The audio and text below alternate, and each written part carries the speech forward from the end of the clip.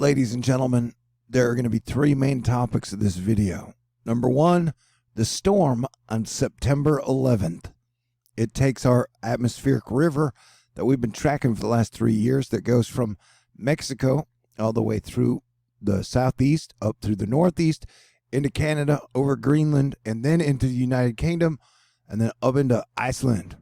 That is crazy, dude.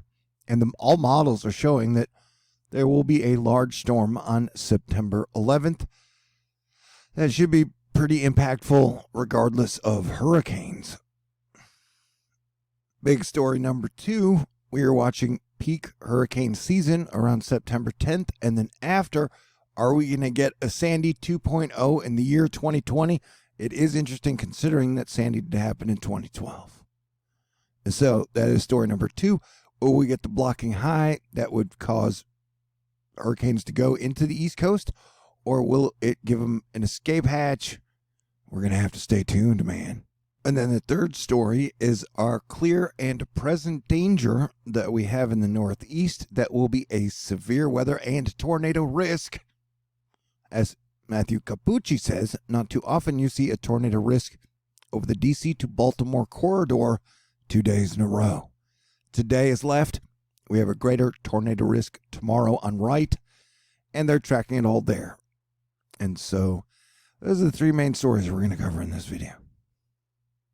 And I'm going to point out, hey man, the crazy way I have my whole life and channel set up is how I do it is I bust my ass every single month, right? And then at the start of the next month, I hope that I did a good enough job that I can draw enough contributions in to keep doing what I'm doing. And so I got like a day and a half left in my monthly fundraiser. If you would like to contribute because you thought I did a good job in August or all of 2020 or the almost 8 years I've been doing this, then I would appreciate it. I got a snail mail, a PayPal, a Venmo, a CashApp, a Patron, and only $637 left to raise for my September goal. And when the Bridal Citizen sent in a contribution, she told me to smash my goals. So I'm going to try and do that, if that's okay. So if you can and would like to contribute, it would be greatly appreciated. And I thank you to all y'all who have been treating me so great in 2020 and over the years. All right, since hurricanes blow up everybody's skirt, let's talk about that, if you don't mind. And I meant that in a non-gender kind of way, skirts, kilts, whatever.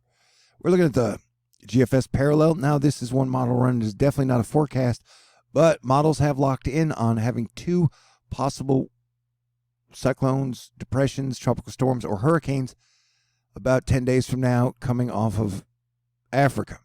And so we're looking at the expanse 16 days out, and you will see that if the high stays strong, it is going to be major danger for the East Coast. Now watch this last move as it explodes to the west.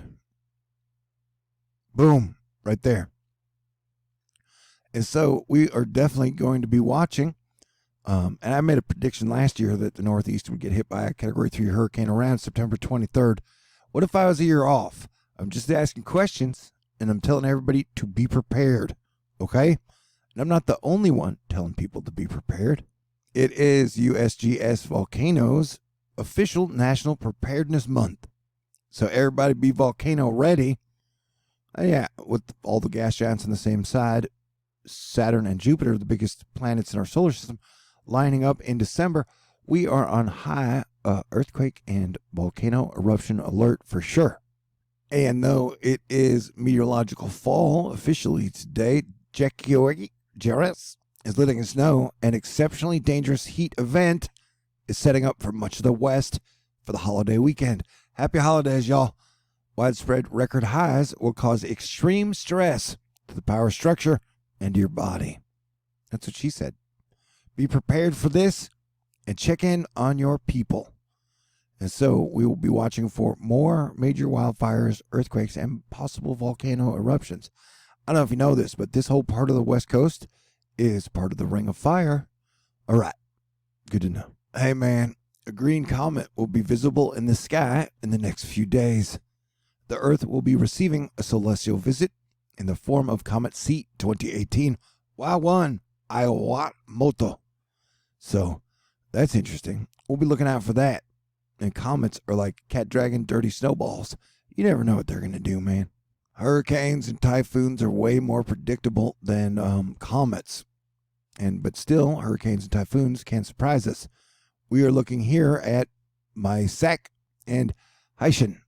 They are over in the west to us in the Pacific. This grazed South Japan and then made landfall in South Korea and is one of the rare South Korean hurricane hits, although it's called a typhoon. But look how the two are connected, and I'm wondering, is this actually Jupiter and Saturn's planetary vibration, frequency, energy, magnetic field, electric field imprint on our atmosphere? Maybe.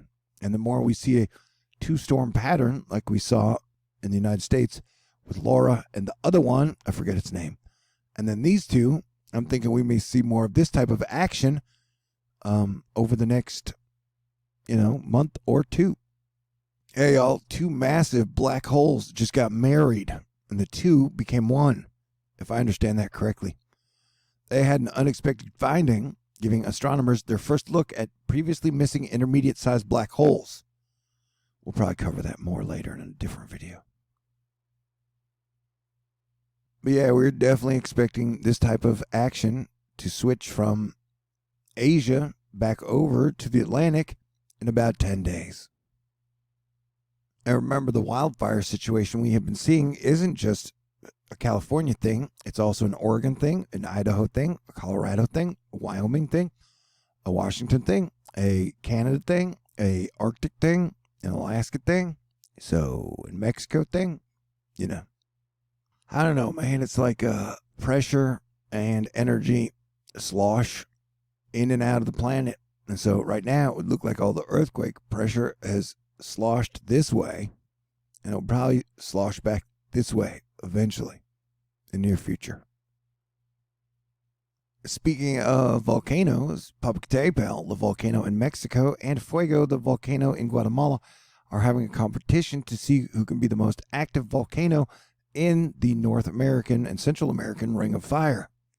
And Popocatépetl is winning, in my opinion, but Fuego's coming on strong. Hey, Canada, the warm and muggy temperatures will continue Wednesday across southern Ontario, bringing severe storm potential to the region and a slim tornado risk in the east. Talking to you, Ontario. And so the lowest mean sea level pressure recorded in the outlying island of South Korea is 952 millibars, which is the second lowest in Korean meteorological history. And so we are definitely looking at Category 3 type hurricanes or typhoons, or possibly lower, over the next month. Models are fighting.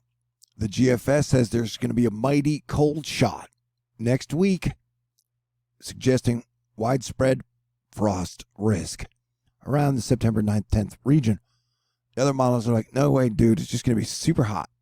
And so Virginia, Maryland, and Pennsylvania, you guys have been upgraded to a slight risk of severe weather for this afternoon and this evening. Strong damaging winds will be the primary hazard. But a DC tornado cannot be ruled out. And so this will shift east tomorrow. And so it'll be like a 48-hour period of wild weather for you guys. And happy birthday to Keanu Reeves and Walter Simonson, one of my favorite artists of all time, and definitely a major influence on my life. He's awesome. Awesome people are awesome. What can I say?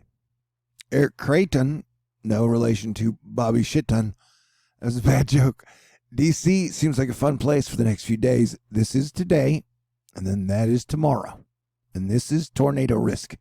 The big bean, or I guess it's like a severed finger. Oh, that's not a good image.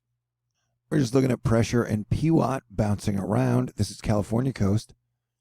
This is the jet stream, and these are the typhoons. And that pattern will switch over to the Atlantic in about 10 days. So yeah, I don't mean to repeat myself, but maybe I do. You guys are definitely getting some wild weather over the next 48 hours.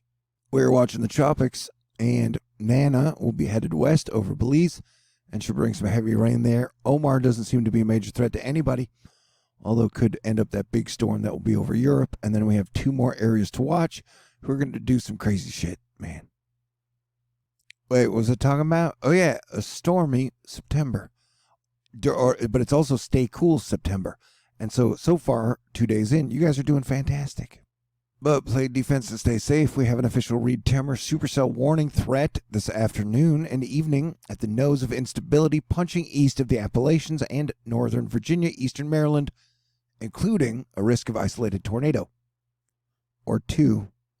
I've chased this area quite a few times. That's what she said.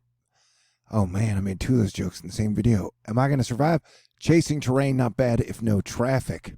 Stay safe though.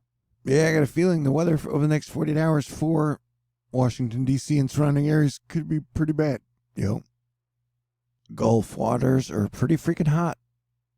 So we got hit by a tropical storm Kyle, and then Category 3 Hurricane Laura, and then South Korea in 1 week will be hit by Typhoon Maysak, and then Haishen will kind of hit the same area.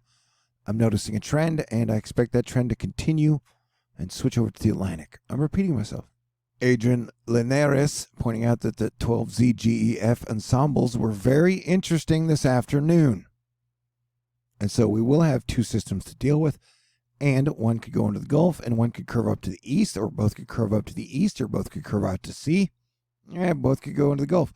Who knows? But I got a feeling everybody needs to be ready in the middle of September, which is technically called peak hurricane season. So it's kind of like the GFS is a Republican and the Euro is a Democrat. Said Tom Purdy? No, I made that up. Almost a 45-degree difference. But yeah, which one will it be? Will it be super hot or super cold? I think super hot means we get a chance to get hit by hurricanes. I think super cold means we don't have as much of a chance of getting hit by hurricanes. That could be a total oversimplification. Steve Calpertino, always in your weather Cino, saying, hey man, to say the evolution of both waves over the East Atlantic will be complex is an understatement. Regardless, chances of increasing that we'll see one, at least storm, develop in the main development region over next week are growing. I'm pretty sure we're going to see 2 hurricanes around that time, or tropical storms, because all the models have locked in on at least 2, and some have suggested up to 5. So we can definitely lowball and say, be prepared for 2. And where these 2 will go after, nobody knows. We can all take educated guesses. And a happy full corn moon, for sure. Things are getting weird when Reed Timmer's talking about Nana's flat backside to the convection of tropical storm shows a tilted circulation from the low levels from south to north, but still coupled on approach to southern Belize. A small chance Nana could become a Category 1 hurricane. Devastating floods likely. Oh, man. I was sure hoping Nana wasn't going to hurt anybody. But you can't always get what you want, especially in 2020. But hey, if I mentioned Northeast, yep, you guys are going to be getting some severe weather, I'm pretty sure, in that area that could stay and hover and rotate and cause some problems over like a 12 to 14 hour span. And no, Romania and Moldova, I didn't forget about you. Severe weather outlook forecast for Europe, September 3rd. Severe storms with large hail, severe winds, and torrential rainfall are possible across Romania, Moldova, into the Ukraine on Thursday. And severe winds are likely over northwest Scotland. And so South Korea's dealing with double trouble, and there might be a spot in the USA that gets a shot of double trouble in 10 days. Yeah, I'm repeating myself. And so there's still a lot that could happen, but worst case scenario, if this high pressure ridge sets up, which the models are confused about what is going to happen, that would send whatever type of cyclones develop straight into the East Coast, whether it be Northeast Coast, Central East Coast, Southeast Coast, or into the Gulf of Mexico. Nobody knows. Jeff Berdelli. Over the next week, there will be much deep tropical Atlantic main development region activity. But one consistent feature on the models is a huge upper-low level which retrogrades backs up across the Atlantic from Spain to near Bermuda. This may redirect or disrupt systems before they reach U.S. And so we may have some saving graces. We have atmospheric defense. We have prayer warriors.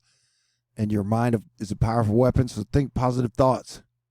But be prepared for the worst, bro. You know what I'm saying? Definitely. Because we could get some more hurricanes headed our way in 10 days. Yeah, Brady letting us know just for entertainment purposes, entertainment preparation purposes, that we could get a Sandy 2.0 2020 scenario. It is definitely possible. And don't poo-poo the 853 pressure, because that's what's happening over in the Korea, the South. I aligned them and united them in my mind. I know it's unfair. I shouldn't have done that. So everybody be ready and prepared for all the things that will be happening. And I'll be doing my best to keep you guys informed every step of the way. And step out and check out the full moon, the full corn moon, as it rises over your night sky this evening. And please do your best to stay cool and stay cool September. But you're doing great so far.